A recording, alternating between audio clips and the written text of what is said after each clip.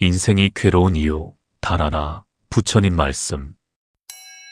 여러분, 지금 사람 때문에, 돈 때문에 화나고 힘들고 괴롭지 않으신가요? 아마 많은 분들이 사람과 돈 때문에 힘들어 하실 겁니다. 돈이 돌고 돌아 돈이라던데 왜 이렇게 힘들게 하나? 그 양반은 내가 만만한가? 왜 그리 행동할까? 돈 좀 원 없이 벌어볼 수 있는 방법이 있을까? 돈 때문에, 사람 때문에 힘들다 힘들어. 우리는 왜 돈 때문에 괴롭고 사람 때문에 울게 되는 걸까요? 왜 열심히 살수록, 더 빨리 달릴수록 오히려 마음은 더 공허해질까요? 오늘 부처님의 가르침을 통해 그 물음에 조용히 답을 드리겠습니다. 부처님께서는 이 세상에 태어나시자마자 7걸음을 걸으시고 이렇게 말씀하셨다고 전해집니다.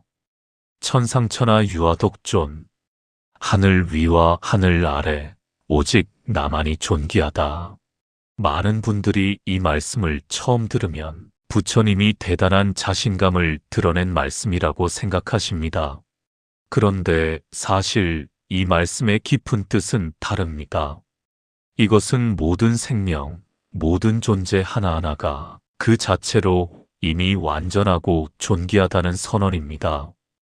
당신도, 나도, 저 길 위의 개미도 각자가 이 우주에서 단 하나뿐인 존귀한 존재라는 것.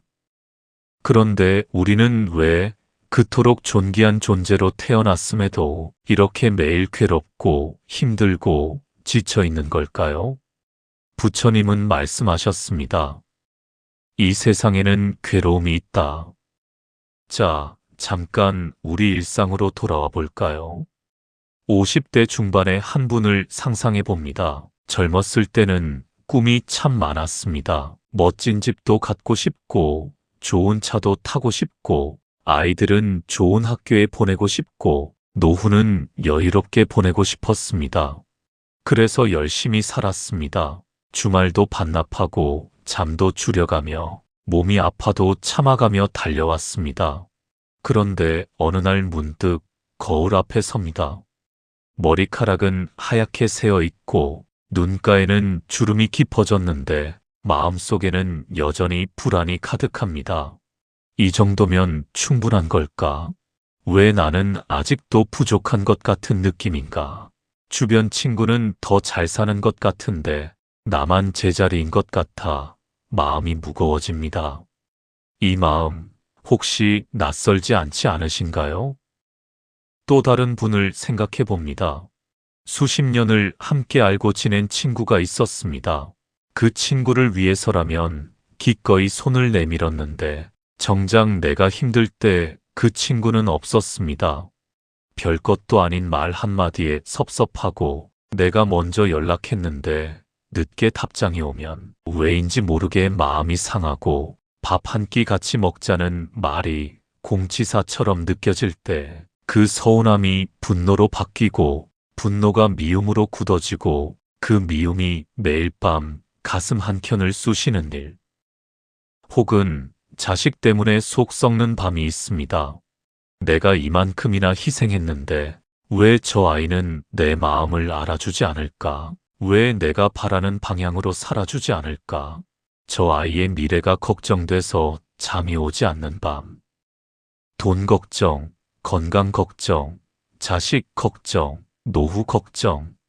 걱정이 걱정을 낳고 불안이 불안을 부르고 그 안에서 우리는 숨이 막힙니다. 여러분은 어떤 괴로움을 안고 계신가요? 이 모든 괴로움들, 돈, 성공, 사람, 관계, 인정, 미래. 이것들이 우리를 괴롭히는 것처럼 보입니다. 그런데 부처님은 말씀하셨습니다.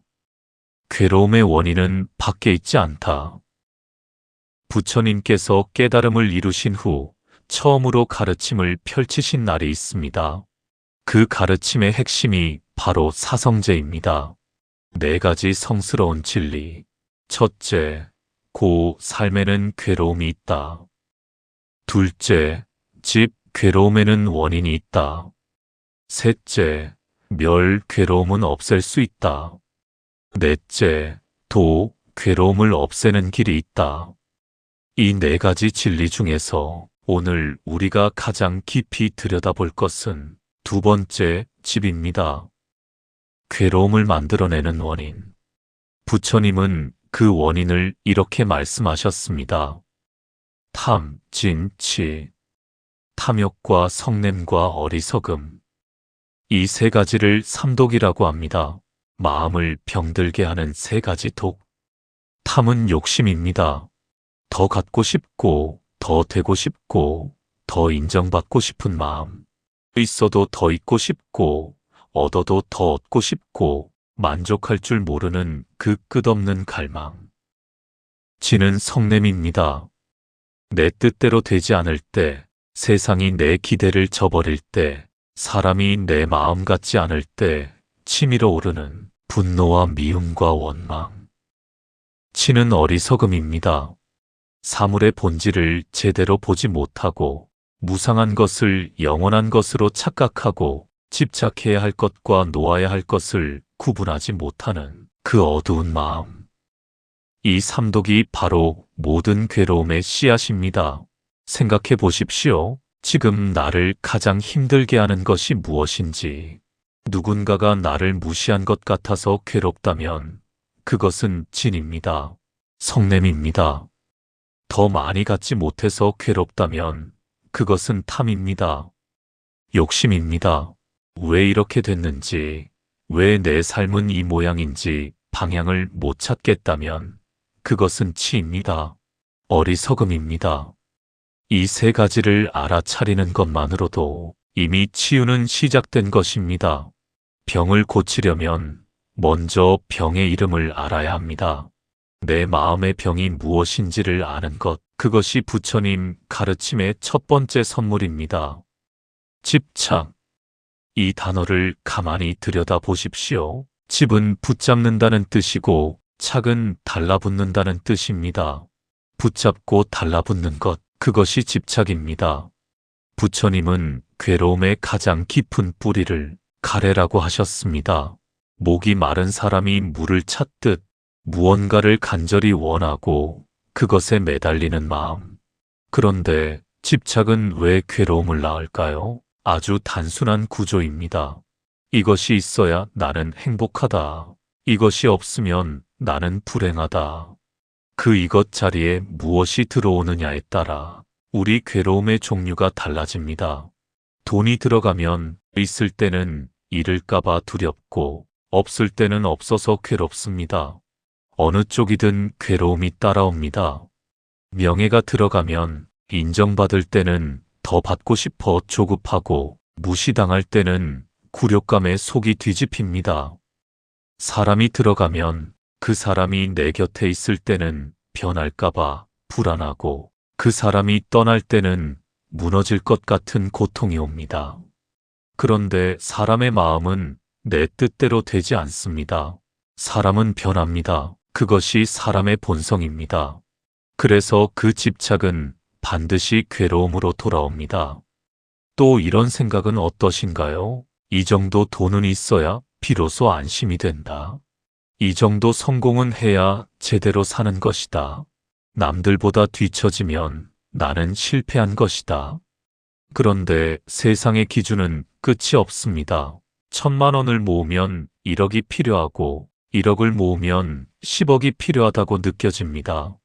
어느 기준에 닿아도 진짜 만족은 오지 않습니다. 부처님은 이것을 두고 이렇게 말씀하셨습니다. 욕심은 독화살과 같다. 움직이면 움직일수록 더 깊이 박힌다. 독화살이 박혀있는 한 평안할 수 없습니다.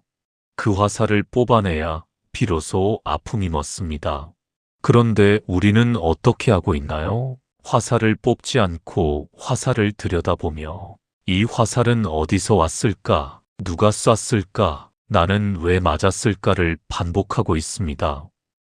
부처님 시대에도 비교하는 마음은 있었습니다. 수천 년이 지난 지금 그 마음은 더 커졌습니다. 우리는 비교하도록 훈련된 세상에서 삽니다. 학교에서는 시험 점수로 줄을 세웁니다. 직장에서는 연봉과 직위로 서열을 매깁니다. 사회에서는 집의 크기와 차의 가격으로 사람을 평가합니다. 이제는 SNS가 생겨나 매 순간 남의 화려한 삶이 내 눈앞에 펼쳐집니다. 친구가 해외여행을 다녀왔다는 소식에 괜히 마음이 복잡해지고, 후배가 승진했다는 말에 왠지 씁쓸해지고, 아이 친구는 좋은 대학을 갔는데 내 아이는 어떡하나 싶어 가슴이 답답해집니다. 그렇게 비교해서 이긴 적이 있으셨나요? 설령 이겼다 해도 곧 다른 비교 대상이 나타납니다. 비교는 이길 수 있는 게임이 아닙니다. 비교는 끝나지 않는 경주입니다. 부처님은 말씀하셨습니다. 비교하는 마음은 자아에 대한 집착에서 비롯된다. 나라는 존재가 남들보다 특별해야 하고, 나라는 존재가 인정받고 칭찬받아야 하고, 나라는 존재가 절대로 뒤처지면 안 된다는 그 나에 대한 집착. 불교에서는 이것을 아집이라 합니다. 그리고 이렇게 말씀하셨습니다. 고정된 나는 없다. 어제의 나와 오늘의 나는 다릅니다. 10년 전의 나와 지금의 나는 완전히 다릅니다. 생각도 몸도 감정도 가치관도 매 순간 흘러가고 변하고 있습니다. 이것이 무아의 가르침입니다. 변하지 않는 고정된 나란 없다. 그러니 그 나를 지키기 위해 애쓰는 것은 없는 것을 지키려는 헛된 노력이라는 것. 그 헛된 노력에 우리는 얼마나 많은 에너지를 쓰고 있나요? 불교에서는 이것을 조금 다른 방식으로 설명하기도 합니다. 물속에 비친 달을 잡으려는 것과 같다고요. 연못 속에 달이 아름답게 비칩니다. 그 달을 잡으려고 손을 넣으면 달은 흩어집니다. 아무리 애써도 물속의 달은 잡히지 않습니다. 왜냐하면 그 달은 진짜 달이 아니기 때문입니다. 진짜 달은 하늘에 있습니다. 비교 속에서 찾으려는 자존감, 남의 인정 속에서 찾으려는 행복, 끝없는 성취 속에서 찾으려는 평안. 이것들은 모두 물속의 달입니다. 진짜 자존감, 진짜 행복, 진짜 평안은 밖에서 찾을 수 없습니다. 이미 내 안에 있습니다. 단지 우리가 너무 밖을 향해 달려왔기 때문에 그것을 보지 못했을 뿐입니다.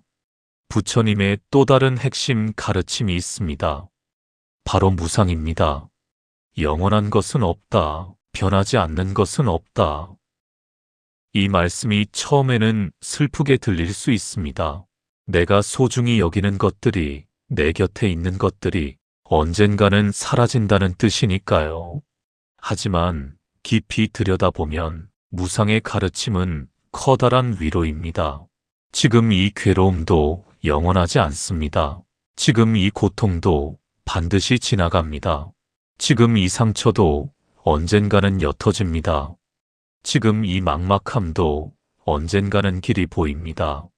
벚꽃이 왜 그토록 아름다울까요? 지지 않기 때문이 아닙니다. 반드시 지기 때문입니다. 일주일이 지나면 바람에 날려 사라질 줄 알기 때문에 우리는 그 순간 온 마음을 다해 바라보게 됩니다. 덧없음이 오히려 아름다움의 이유가 됩니다. 우리 삶도 마찬가지입니다. 지금 너무 힘드신 분이 계신다면 이 말씀을 마음속에 깊이 새겨두시길 바랍니다. 이것도 지나간다. 지금 당장 아무것도 해결되지 않아도 내일이 오늘보다 낫다고 장담할 수 없어도 그럼에도 이 괴로움은 영원하지 않습니다.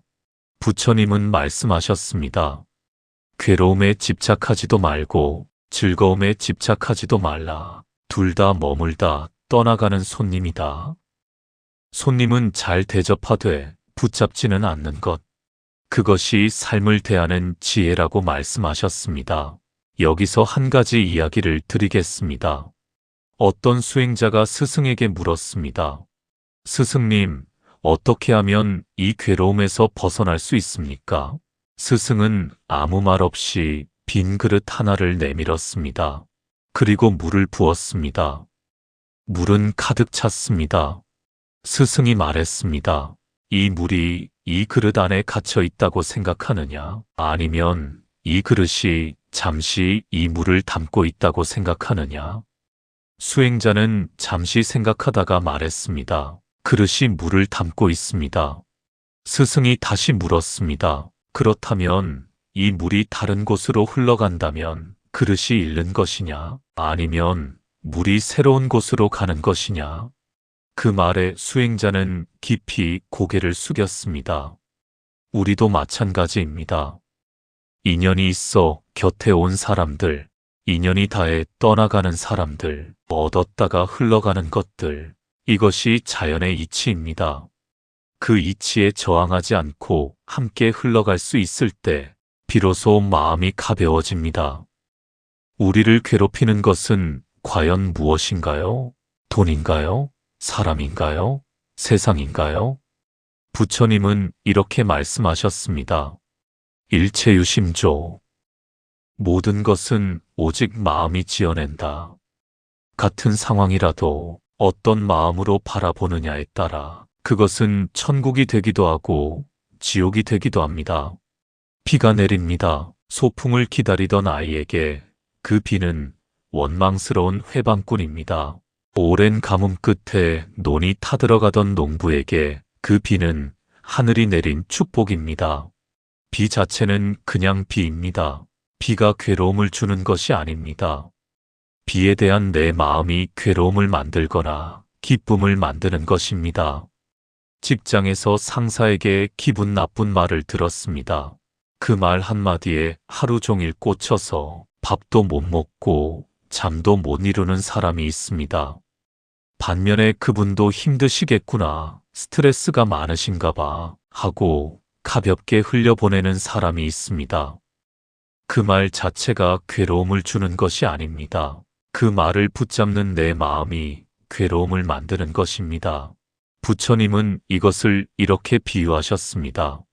누군가 당신에게 선물을 건네는데 당신이 받지 않으면 그 선물은 누구의 것인가? 상대방이 나에게 화를 내고 상처를 줬습니다. 그런데 내가 그것을 받아들이지 않으면 그 화와 상처는 결국 상대방에게 남습니다.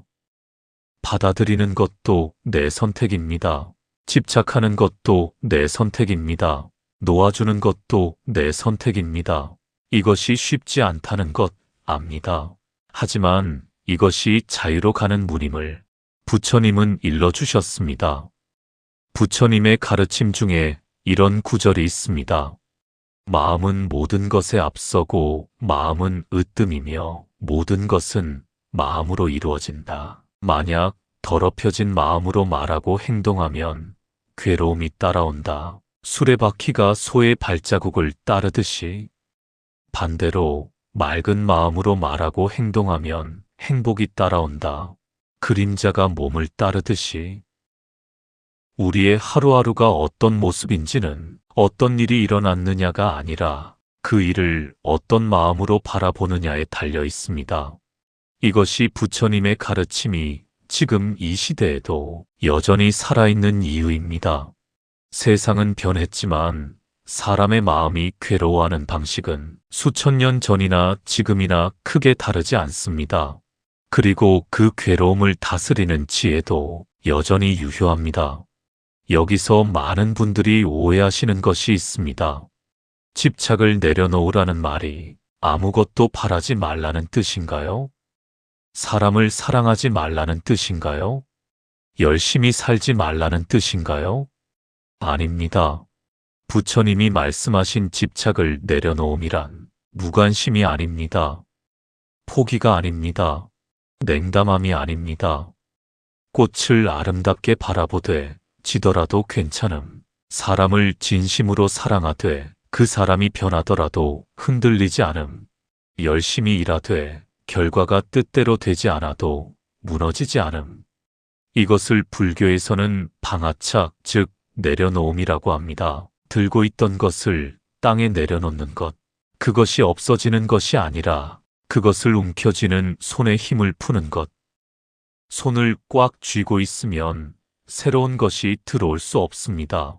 하지만 손을 펴면 더 많은 것을 담을 수 있습니다. 내려놓음이란 바로 그것입니다. 그렇다면 어디서부터 시작해야 할까요?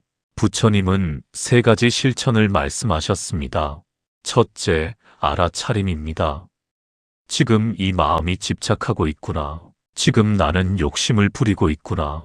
지금 나는 상처에 매달리고 있구나. 그것을 그냥 조용히 바라보는 것. 판단하지 말고, 자책하지 말고, 그냥 그렇구나 하고 바라보는 것. 이것을 관이라 합니다. 있는 그대로를 바라보는 힘. 불꽃을 손으로 쥐면 화상을 입습니다. 하지만 불꽃을 그냥 바라만 본다면 뜨겁지 않습니다. 괴로운 생각도 마찬가지입니다. 그 생각은 서서히 힘을 잃습니다. 둘째, 지족입니다. 충분함을 아는 것.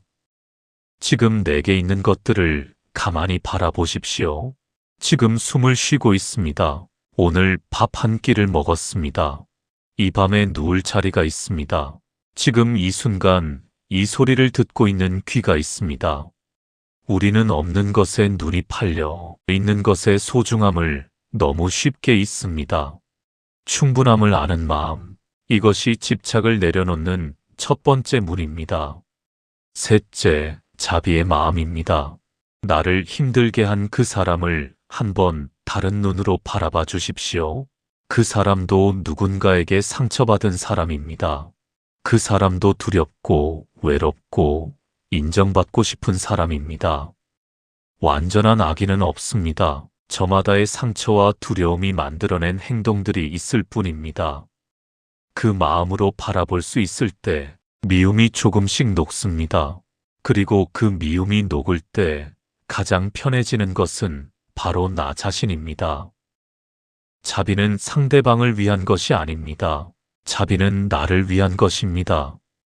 내가 괴롭듯 저 사람도 괴롭습니다. 내가 상처받듯 저 사람도 상처받습니다.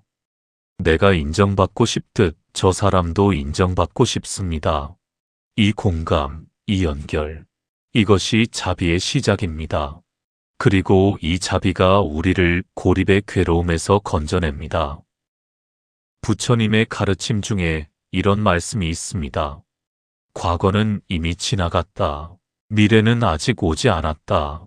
오직 지금 이 순간만이 진짜다. 우리의 괴로움은 대부분 어디에 있나요? 과거와 미래에 있습니다. 그런데 과거는 바꿀 수 없습니다. 미래는 아직 오지 않았습니다. 오직 지금 이 순간만이 실제로 존재합니다. 지금 이 순간 숨을 쉬고 있는 것, 지금 이 소리를 듣고 있는 것, 지금 이 생각을 하고 있는 것, 이것이 바로 삶입니다. 우리는 삶을 살면서 정작 삶의 자리에 없을 때가 많습니다. 몸은 지금 여기 있는데 마음은 과거의 상처나 미래의 불안 속을 헤매고 있습니다. 부처님은 말씀하셨습니다. 깨어있으라. 지금 이 순간에 깨어있는 것, 그것이 수행이고, 그것이 치유이고, 그것이 자유입니다. 천천히 숨을 들이쉬어 보십시오. 들이쉬는 공기가 코끝을 지나 가슴으로 내려오는 것을 느껴보십시오. 그리고 천천히 내쉬어 보십시오. 부처님은 말씀하셨습니다. 행복은 멀리 있지 않다. 지금 이 순간을 온전히 살아가는 것, 그것이 바로 행복이다. 우리가 놓치고 있는 것은 더 많은 것, 더 나은 것이 아닐 수 있습니다.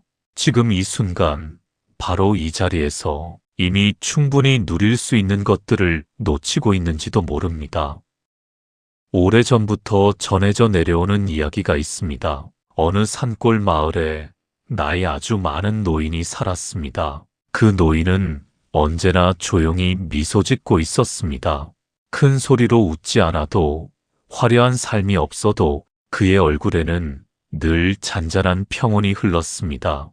마을 사람들이 하나둘씩 그 노인에게 찾아와 물었습니다. 어르신, 어째서 항상 그렇게 편안하신 겁니까? 살면서 힘든 일이 없으셨습니까? 노인은 잠시 하늘을 바라보다가 말했습니다. 힘든 일이 없었겠소. 가진 것을 한순간에 다 잃기도 했고, 몸이 아파 며칠을 죽음 문 앞에 서 있기도 했소. 사람들이 더 궁금해졌습니다. 그런데 어떻게 그 모든 것을 이겨내셨습니까? 어떻게 그렇게 편안하실 수 있습니까? 노인은 조용히 대답했습니다. 이겨낸 것이 아니요. 다만 내려놓았을 뿐이요. 그것이 원래 내 것이 아니었음을 알았을 뿐이요. 사람도 재물도 건강도 처음부터 내 것이 아니었소. 잠시 곁에 있다가 떠난 것일 뿐이요. 그것을 알자 마음이 가벼워졌소. 이 이야기가 가슴에 닿으시나요? 부처님도 이와 같은 말씀을 하셨습니다.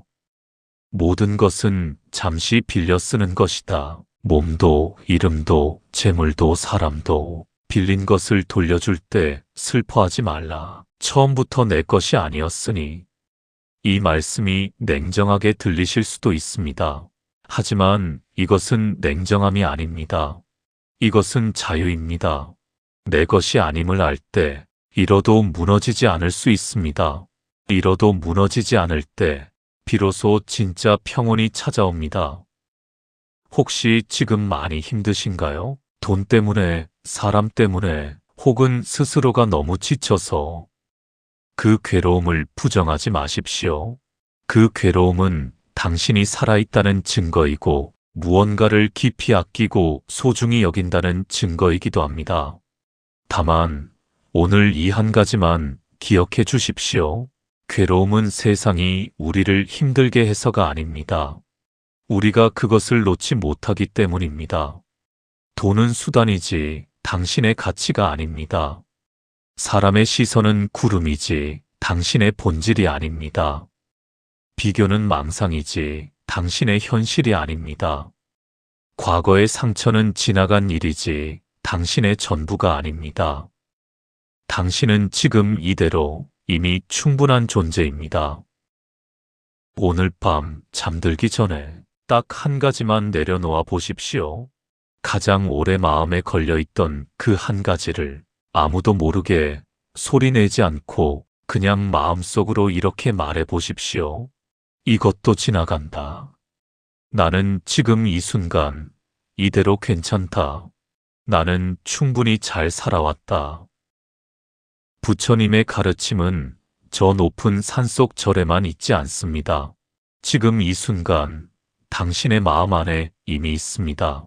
다만 우리가 너무 바빠서 너무 지쳐서 그 목소리를 듣지 못했을 뿐입니다. 오늘 밤 그 고요한 목소리에 귀를 기울여 보십시오. 마지막으로 한 가지 말씀만 더 드리겠습니다. 지금 이 영상을 듣고 계신 여러분은 이미 충분히 잘 해왔습니다. 눈에 보이지 않는 수많은 짐들을 혼자 지면서도 포기하지 않고 여기까지 왔습니다. 누가 알아주지 않아도, 누가 칭찬해주지 않아도 매일 아침 눈을 뜨고 밥을 먹고 사람들 사이에서 살아갑니다. 그것이 얼마나 대단한 일인지를 때로는 스스로에게 말해 주셔야 합니다. 잘하고 있습니다. 정말 잘하고 있습니다. 부처님은 말씀하셨습니다. 자기 자신을 사랑하는 사람이 진정으로 남도 사랑할 수 있다. 자기 자신에게 자비로운 사람이 세상에도 자비로울 수 있다. 오늘 밤 지친 당신 자신에게 따뜻한 말 한마디를 건네주십시오. 우리는 남에게 칭찬받는 것에는 익숙하지만 스스로를 다독이는 것에는 서툽니다. 누군가 알아봐줘야 인정해줘야 비로소 내 가치를 느끼는 삶. 부처님은 말씀하셨습니다. 이 세상에서 가장 사랑받을 자격이 있는 사람은 바로 당신 자신이다. 이것이 이기심이 아닙니다. 자기 자신을 진정으로 아끼고 사랑할 수 있는 사람이 비로소 다른 사람도 진심으로 사랑할 수 있습니다. 우리가 살아온 수십 년을 돌아보면 참 많은 것들이 있었습니다. 기쁜 날도 슬픈 날도 자랑스러운 날도 부끄러운 날도 그 모든 날들이 모여서 지금의 당신이 되었습니다. 그 모든 날들이 의미 없는 것은 하나도 없었습니다. 모두 당신의 삶을 풍성하게 만든 것들입니다. 부처님은 말씀하셨습니다. 가장 어두운 밤이 지나면 반드시 새벽이 온다. 강이 아무리 굽이쳐도 결국은 바다에 닿듯 삶이 아무리 힘겨워도 결국은 평화에 닿는다. 그 길 위에 당신이 있습니다. 고요한 밤, 편안히 쉬시길 바랍니다. 나무아미타불 관세음보살